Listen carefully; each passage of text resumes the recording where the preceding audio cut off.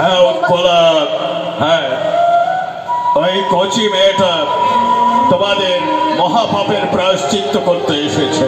বাবা, এ বাড়ির সবাই তোর কাছে যত অবিচার করেছে সব ক্ষমা করে আমার বংশের শেষ প্রদীপটুকু তুই আমার ভিক্ষে দে মা। বাবা ও কথা বলে আমায় অপরাধ করবেন না।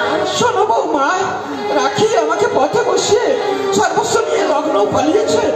আমারই কপালের দোষে অপু আজ মৃত্যু সজ্জায় মিশ্র বাড়ির সব বুঝি শেষ হয়ে যেতে বসেছে। আমি আবার শেষ থেকে শুরু করবো মা। কিন্তু কেমন করে তা সম্ভব?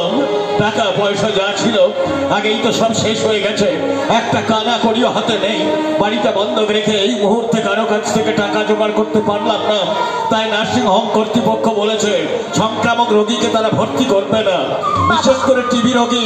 কোনো দরকার নেই, আপনার ছেলেকে নার্সিং হোমে নিয়ে যেতে হবে না। তবে কালই আমাদের বকুলপুরের ব্লক প্রাথমিক হাসপাতালে নিয়ে চলুন। সে কি এই ছোটখাটো হাসপাতালে?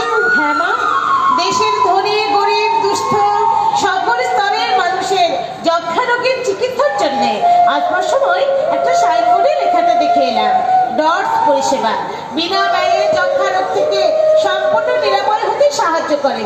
2 সপ্তাহ বা তার বেশি দিন কাশি থাকলে শীঘ্র ব্লক প্রাথমিক হাসপাতালে যোগাযোগ করুন। তাছাড়া আমাদের পাড়ার শঙ্করদা ডটসের ওষুধ খেয়ে সম্পূর্ণ সুস্থ হয়ে উঠেছে। বাবা, বাবা, মা, আপনারা আমাকে আশীর্বাদ করুন। আমার সাধনা দিয়ে, সেবা দিয়ে, ধৈর্য দিয়ে ডটসের মাধ্যমে চিকিৎসা করিয়ে আপনাদের ছেলেকে যেন আমি সারিয়ে দিই। তোমার সাধনা মিথ্যা হবে না বৌমা। আমি তো জেনেছি তোমার মধ্যে সাবিত্রী আর বেহুলার ত্যাগ, ধৈর্য আর সতীত্বের মহিমা বিরাজ করছে। তোমার সিঁথির সিঁদুর মুছে গেলে পুরাণের লেখা যে মিথ্যে হয়ে যাবে বৌমা, মিথ্যে হয়ে যাবে।